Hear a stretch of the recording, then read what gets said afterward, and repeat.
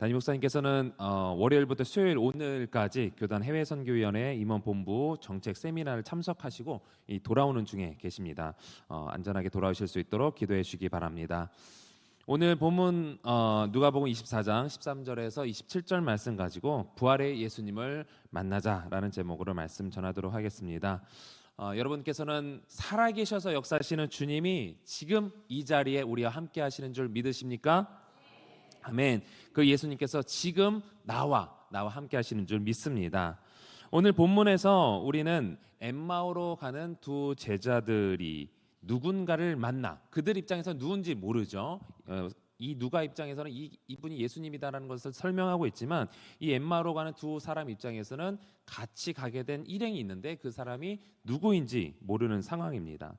그렇게 걸어가다가 결국엔 그분이 부활하신 주님이시다라는 것을 깨닫는 과정을 우리가 보게 되는데요. 혹시나 오늘 이 자리에 부활하신 예수 그리스도를 나의 구주로 영접하지 못하신 분이 계시다면 오늘 말씀을 통해서 나를 위해 부활하신 주님을 만나시기를 바랍니다. 우리가 단지 지식으로만 아는 데서 그치는 것이 아니라 부활하셔서 살아 계시는 예수 그리스도를 날마다 경험해야 됩니다. 우리는 연약해서 순간 어떤 어려움, 문제, 고통, 고난이 닥치면 주님이 살아 계신가 하시는 분들이 주변에 보면 너무나 많아요. 과연 그분이 부활하신 예수님을 영접했을까? 그 안에 예수 그리스도가 살아 역사하고 계시는가 의문이 들 때가 많지만 인간인지라 우리가 늘 기도하면서 또 말씀 가운데 예배 가운데 찬양 가운데 이것을 늘 확신할 수 있는 여러분들이 되시길 바랍니다. 먼저 오늘 본문 13절부터 다시 한번 읽어보도록 하겠습니다. 시작. 그날에 그들 중 둘이 예루살렘에서 25리 되는 엠마오라 하는 마을로 가면서 그날은 예수님께서 부활하셨다라는 사실을 여인들이 제자들에게 알린 날이에요. 그러니까 이 소문이 이제 퍼져나가기 시작한 그 시점이죠. 그런데 사도들의 반응은 어땠습니까? 당시에 여인들의 말은 무시가 됐었죠. 증인으로도 세우지 못했습니다. 그렇기 때문에 그들의 말을 그렇게 예수 그리스도를 사모하더니 좀 정신이 해가닥됐나 보다 이렇게 이제 반응을 한 거죠. 오늘 읽은 본문에 나오는 엠마오로 가는 두 명도 그렇게 예수님의 부활을 소문은 들었지만 그것을 믿지 않은 채 자신의 삶의 자리로 돌아가는 사람들입니다. 그런데 이 두 사람은요 단순히 예수님과 관계없던 사람들이 아니었어요. 제자라고 표현이 되어 있죠. 그리고 예수님에 대해 소문만 들었던 사람이 아니라는 거예요. 그 중에 한 사람의 이름은 뭐라고 나옵니까? 18절을 보게 되면 글로바라는 사람으로 나옵니다. 이 글로바라는 이름은 요한복음 19장 25절에도 나오는데요. 읽어보겠습니다. 예수의 19장 요한복음 시작. 예수의 십자가 곁에는 그 어머니와 이모와 글로바의 아내 마리아와 막달라 마리아가 섰는지라. 아멘. 그냥 이제 구분해서 쓰기 위해서 글로바의 아내 마리아, 막달라 마리아라는 사람이 이제 여럿 있었기 때문에 구분했겠지만 이렇게 표현된 것은 이 글로바라는 사람은 최소한 이 누가복음을 읽고 있는 사람들에게는 그래도 어느 정도 알려졌던 인물이었을 뿐만 아니라 이 본문에 의하면 예수님께서 십자가를 지셨을 때 그 현장을 목격한 여인 마리아의 남편이죠. 누구보다 예수님의 십자가 처형 현장에 대해서 잘 알고 있었던 사람입니다. 방금 읽은 요한복음 19장 25절 중반을 보면 그 어머니와 이모와 글로바의 아내 마리아라는 구절이 있는데 이 원어를 보게 되면 이렇게 해석이 될 수도 있습니다. 그 어머니와 이모인 글로바의 아내 마리아로 해석될 수 있는데 이 글로 따지면은 예수님의 아버지인 요셉의 동생이란 해석도 가능합니다. 그리고 이름을 밝히지 않는 글로바 외에 다른 한 사람은요, 이들이 어디 갔다 오는 길이에요?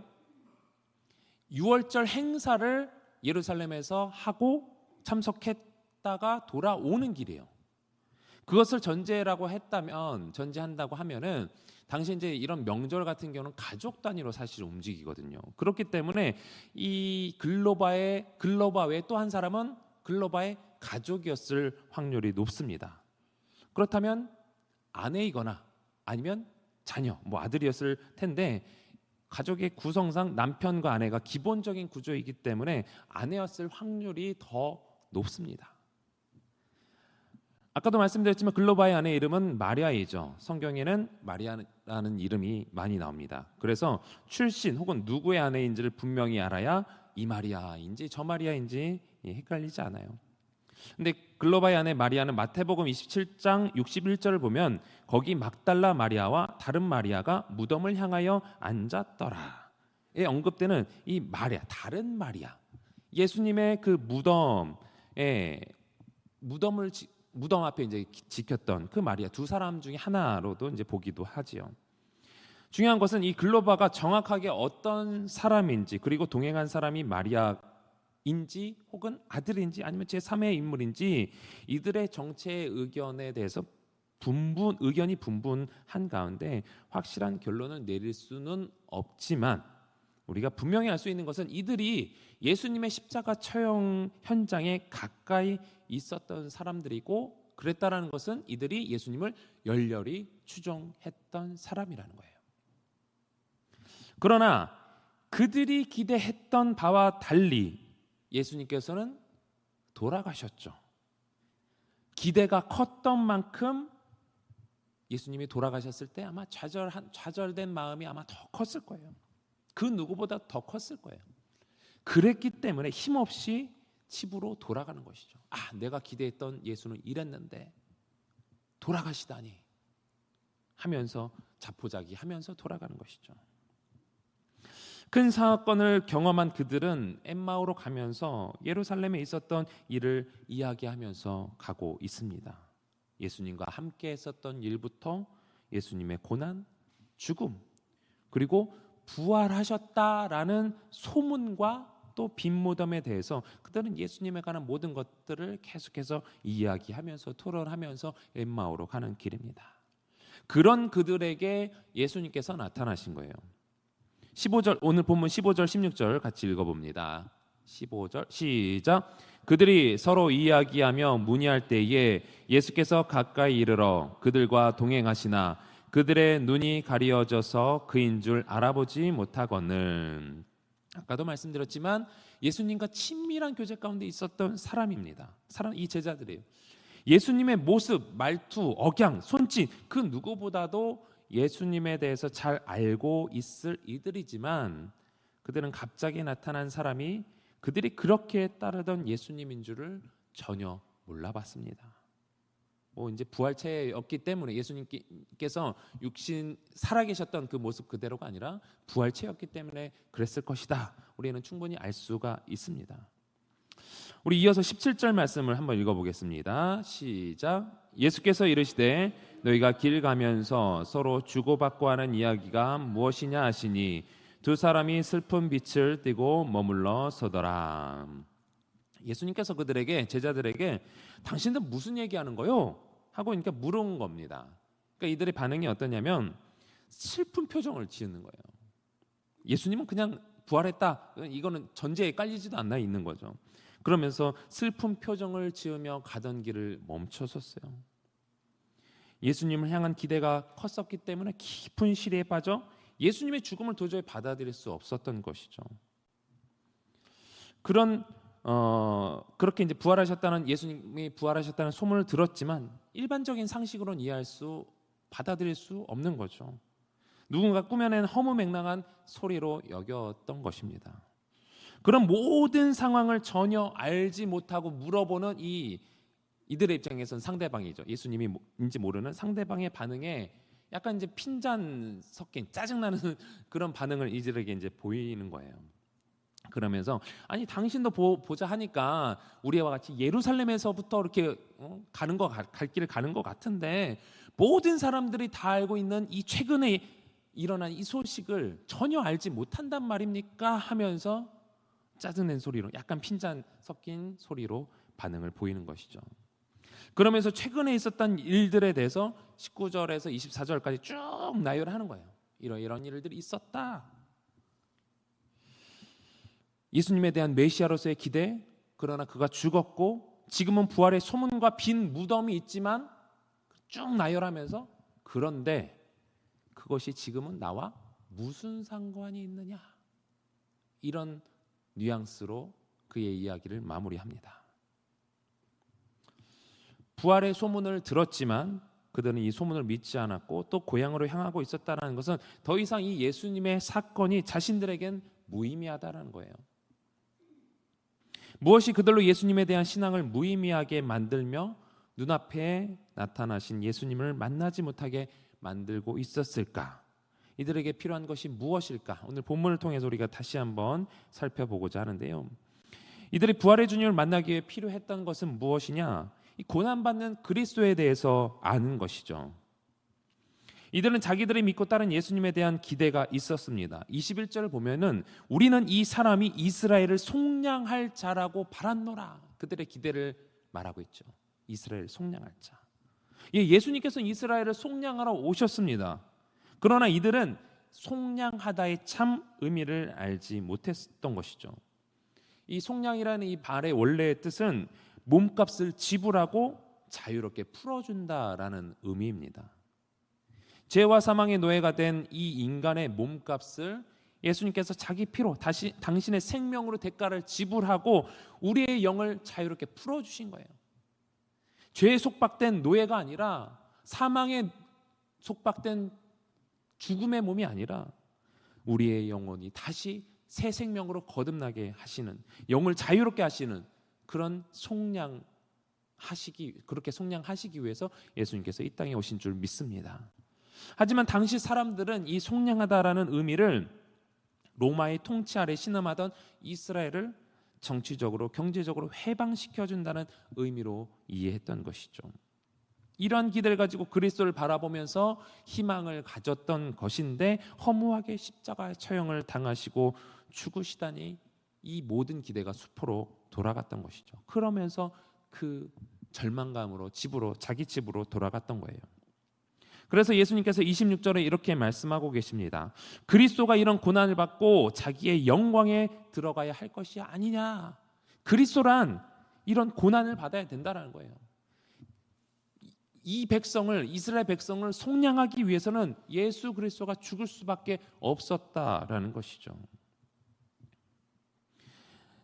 당시 유대인들과 예수님을 따랐던 제자들은 예수님께서 자기들이 원하는 빛난 영광을 보여주실 것을 기대했지 고난받는다라는 것은 전혀 상상도 하지 못했습니다.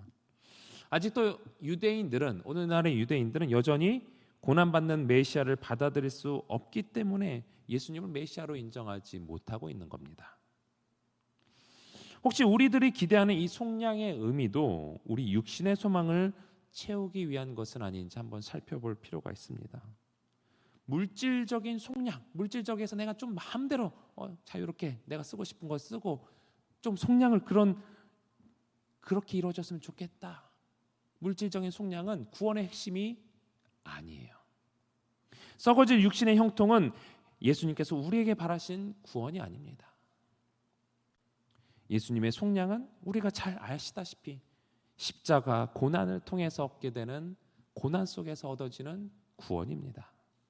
예수님께서 우리를 위해 죽으셔야만 우리의 죄가 속량받고 십자가의 피 흘림이 있어야 죄 용서가 이루어지는 것입니다. 그것을 알지 못하고 이해하지 못하고 십자가의 죽음을 보고 예수가 실패했다라고 슬퍼하는 이들을 향해서 예수님께서 이렇게 말씀하시는 겁니다. 오늘 보면 25절, 26절입니다. 시작. 이르시되 미련하고 선지자들이 말한 모든 것을 마음에 더디 믿는 자들이여 그리스도가 이런 고난을 받고 자기의 영광에 들어가야 할 것이 아니냐. 그 역할을 고난받는 그 역할을 감당하심으로 그리스도의 사역을 완성시키시며 예수님께서는 영광스럽게 된 줄 믿습니다. 우리는 우리가 죄인임을 깨달으며 우리 죄의 문제를 해결하러 오신 예수님께서 고난을 받으셔야만 한다라는 사실을 이해하지 못하면요, 우리의 눈이 가려져서 절대로 부활의 주님을 만날 수가 없습니다. 예수님의 고난을 이해하지 못하면 우리는 다른 종교와 같이 우리의 육신의 형통만을 기대하게 되는 것이죠. 예수님을 믿으면 내가 바라는 기도의 제목들이 다 채워져야 한다라고 생각합니다. 예수님을 믿는다고 하면서 사람들이 나를 알아주고 내가 인정받기를 바라고 있습니다. 내가 무엇을 했으니까 교회도 나를 위해서 무언가를 해줘야지라는 기대를 갖습니다. 나의 헌신보다는 나의 권리를 먼저 생각하는 것. 이 모든 것이 엠마오로 가는 두 제자의 발걸음과 같은 것이죠.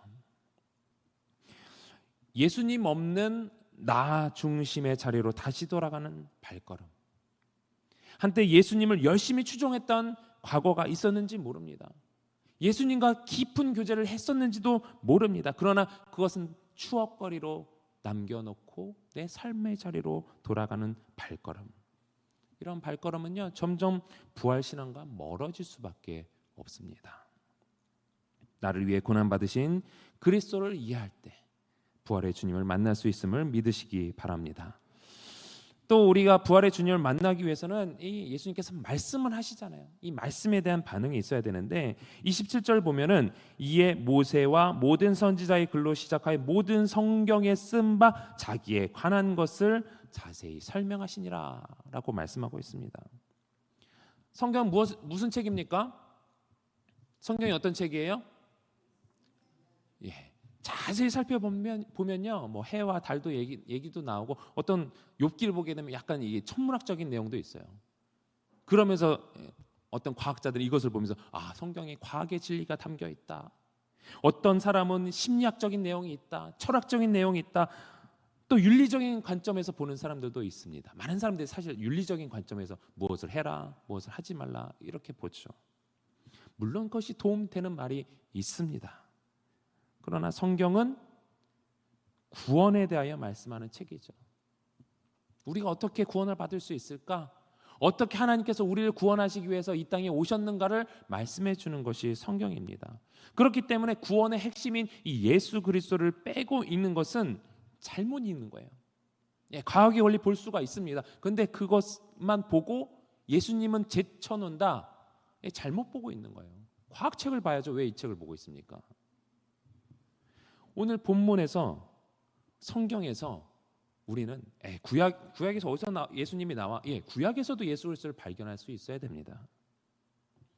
27절 보면 모든 성경에 쓴 바 자기에 관한 것. 이 자기가 누구예요? 예수님이 말씀하시는 거예요. 예수 그리스도에 관한 것을 자세히 설명하셨다라고 말씀합니다. 예수님께서 어떻게 구원 사역을 성취할 것인가에 대해서 이 구약은 특히 이제 그림자적으로 모형적으로 보여주고 있죠. 그래서 누가복음 24장 44절을 보면 이렇게 말씀하고 있습니다. 또 이르시되 내가 너희와 함께 있을 때에 너희에게 말한 바 곧 모세의 율법과 선지자의 글과 시편에 나를 가리켜 기록된 모든 것이 이루어져야 하리라 한 말이 이것이라 하시고. 모세의 율법, 모세 오경이죠. 선지자의 글, 선지서죠. 시편, 시가서 전체를 다 말합니다. 이 모든 것이 예수님을 가리켜 기록된 것이다라는 거예요. 이 모든 것이 이루어져야 한다는 말씀은 곧 십자가 고난과 부활이 예수님을 통해서 이루어질 것이다라는 것을 이 제자들의 엠마오로 가는 제자들에게 가르쳐 주고 계십니다. 이것을 깨닫게 될 때 어떤 반응이 나오냐? 누가복음 24장 32절입니다. 시작. 그들이 서로 말하되 길에서 우리에게 말씀하시고 우리에게 성경을 풀어 주실 때에 우리 속에서 마음이 뜨겁지 아니하더냐 하고. 이 엠마오로 가는 제자들의 반응이에요. 성경이 풀어졌을 때에 하나님께서 얼마나 우리를 사랑하시는지를 깨닫게 되기 때문에 하나님께서 얼마나 오랫동안 우리를 기다리시며 구원하시려고 우리를 위해 사랑하는 독생자 예수 그리스도를 아낌없이 이 땅에 보내시며 그렇게 하셨는데 그 예수 그리스도를 고난받게 할 수밖에 없었던 그 은혜가, 그 사랑이 깨달아지기 때문에 우리의 마음이 뜨거워지는 것이 당연한 거예요. 여기 계신 분들 다 연애 해보셨나요? 안 해보셨나요? 남녀관계에서 내가 짝사랑할 때 그 사람이 나를 좋아하는지 안 좋아하는지 몰라요. 내가 저 사람 내가 사랑하는, 내가 좋아하는데 마음에 드는데, 근데 어느 순간 얘기하다 보니까 또 제3자를 통해서 그 사람도 나를 좋아한다 라는 것이 깨달아졌을 때 어떤 마음이 듭니까? 그래, 그 사람이 나를 좋아한다더라, 뭐 이런 반응인가요? 그래? 그 사람이 나를 좋아한대? 갑자기 막 심장이 콩닥콩닥. 무덤덤하게 반응하는 사람이 있다면 그건 좋아하는 것이 아니죠. 심장이 콩닥콩닥 뛰어야죠. 그럼 마음이 뜨거워져야 됩니다. 자격 없는 내가 구원받을 수 있을까?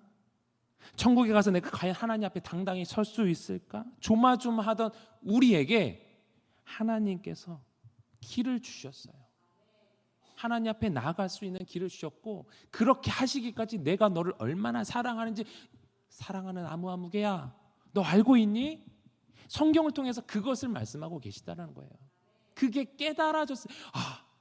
내가 구원받을지 못 받을지, 내가 천국에 갈지 지옥에 갈지, 하나님 앞에 설 수 있을지, 저 사단같이 저 지옥에 가야 되는지 모르고 있는 불분명한 그 상황에서 하나님이 나를 사랑하신대, 내가 구원받을 길을 보여주셨대, 그것을 위해서 예수님께서 십자가에 죽으시고 부활하셨대, 이 사실이 깨달아졌을 때, 하나님이 나를 향한 사랑이 얼마나 위대한지 깨달아졌을 때 내 마음이 뜨거워지지 않는다면 우리 하나님의 사랑을, 하나님의 진심을 모르는 거예요. 하나님의 어떻게 보면 연애 편지죠. 내가 너희를 얼마나 사랑하는지 아니? 하나님의 연애 편지예요. 근데 연애 편지를 심리학적으로 여러분 분석해 본 적 있으세요? 상대방한테 연애 편지를 받았어요. 카톡을 받았어요. 문자를 받았어요. 이랬더니 이 문법은 어떻고, 이 사람의 심리는 어떻고, 이러신 분 계십니까? 나를 향한 마음이 이렇구나.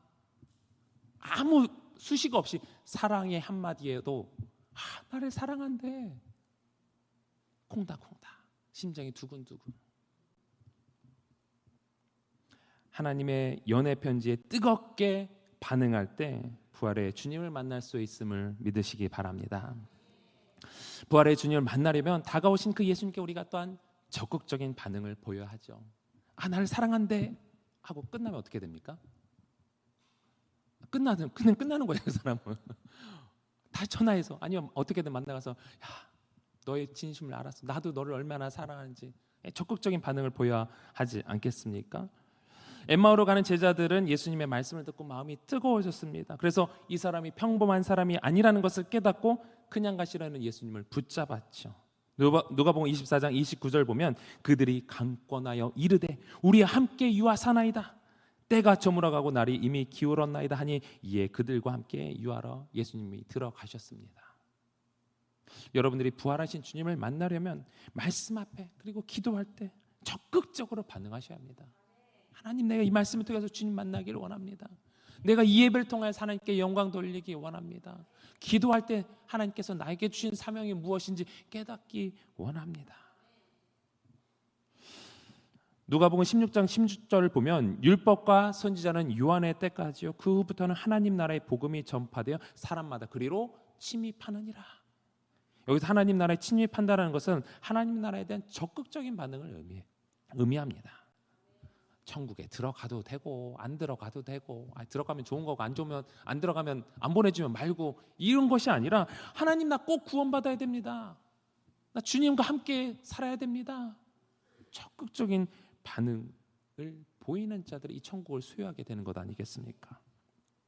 어떻게 하면 구원을 받을지, 천국에 들어갈 수 있는지, 영생을 얻을 수 있는지 고민하고 적극적으로 그것에 반응하며 늘 나를 천국 백성 삼아 주신 것에 감사하며 확신하며 살아갈 때에 우리는 부활하신 주님을 만나게 되는 것입니다. 바울은 이 험한 세상을 살아가면서 고린도 교인들을 향해서 이렇게 고백을 합니다. 고린도전서 15장 31절입니다. 시작. 형제들아, 내가 그리스도 예수 우리 주 안에서 가진 바 너희에 대한 나의 자랑을 두고 단언하노니 나는 날마다 죽노라. 아멘. 우리가 부활의 주님을 믿으며 또 그 은혜를 경험한 자로서 우리가 할 수 있는 일은요, 날마다 죽는 거예요. 세상은 하나님 없이 살아가는 방법을 가르치며 우리를 현혹시킵니다. 부활하신 주님을 부인하게 만들고 계속해서 세상을 쫓게 만듭니다. 야, 네가 원하는 거 이거잖아. 그거대로 해. 네가 하고 싶은 거 그거잖아. 그거 해. 세상은 그렇게 우리를 유혹을 하죠. 그렇게 날마다 엠마오로 향하며 주님으로부터 멀어지도록 우리의 발걸음을 계속해서 그쪽으로 옮겨 세상이 우리를 그렇게 향하게 할 때 우리는 다시 주님께로 돌이키며 내 생각을 죽이며 날마다 죽으며 이것이 주님 뜻이 아니라 나 주님 만나러 가야죠. 내 길이 아니라 내가 원하는 길이 아니라 주님께로 가야죠 하는 것이 필요하다라는 것입니다. 세상에 대하여 날마다 죽어야 부활의 기쁨을 날마다 맛볼 수 있습니다. 이것이 천국의 소망을 누리는 자의 모습이요, 이것이 십자가 고난의 신비입니다. 또한 부활의 주님을 만나려면 주님과 친밀한 교제가 있어야 되겠죠. 누가복음 24장 30절 31절입니다. 시작.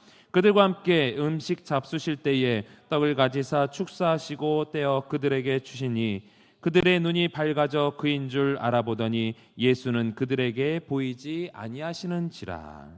아멘. 적극적으로 예수님을 모시려고 초대하자 예수님께서는 그들과 함께 음식을 드셨습니다. 이런 친밀한 교제가 있을 때 그제서야 그들의 눈이 밝아져서 그와 함께했던 사람이 예수님이심을 알아보았습니다.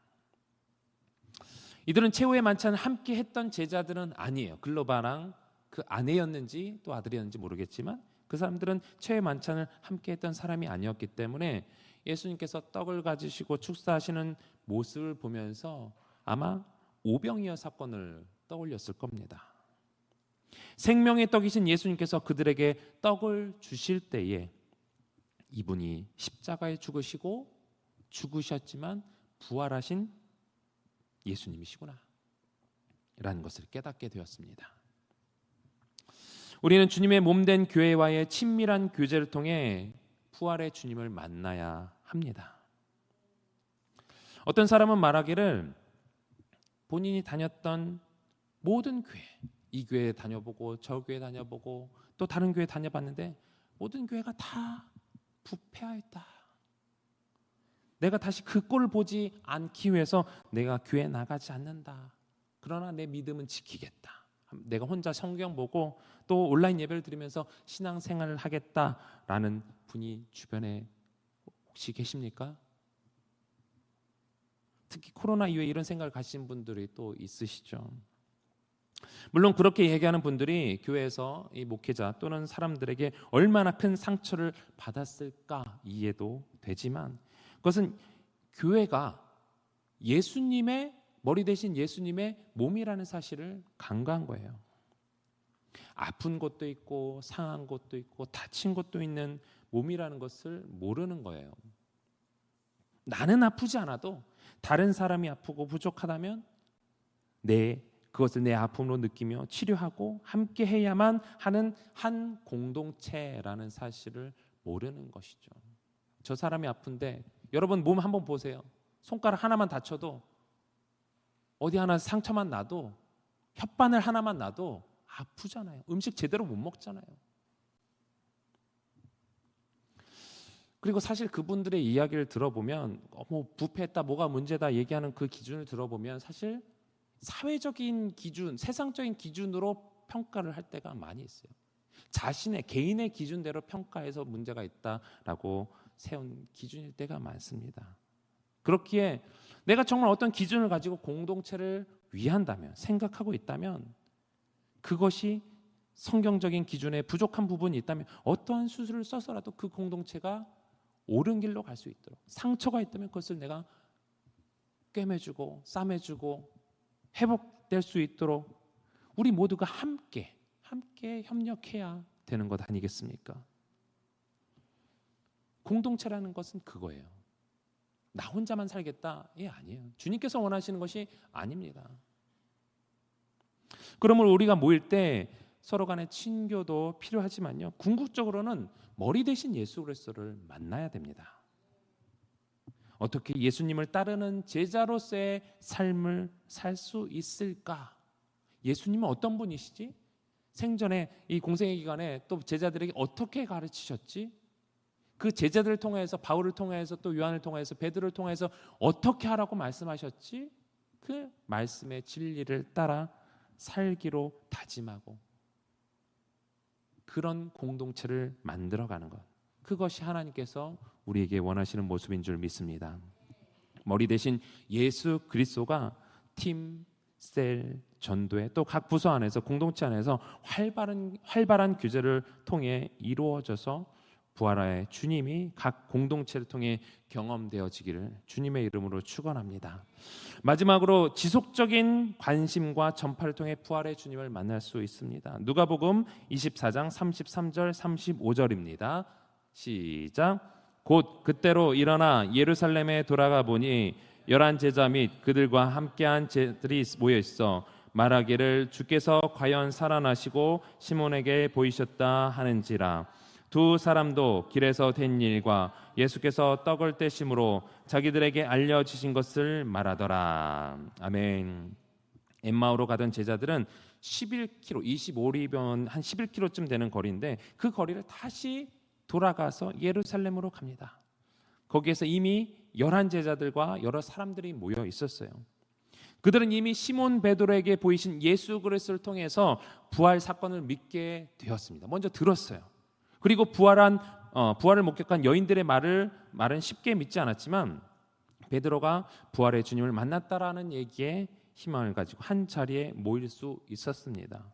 여기에 이 엠마오로 갔던 두 사람이 만난 이 부활의 주님을 증거하여서 당시에는 이 세 사람의 증인이 필요하다고 하죠.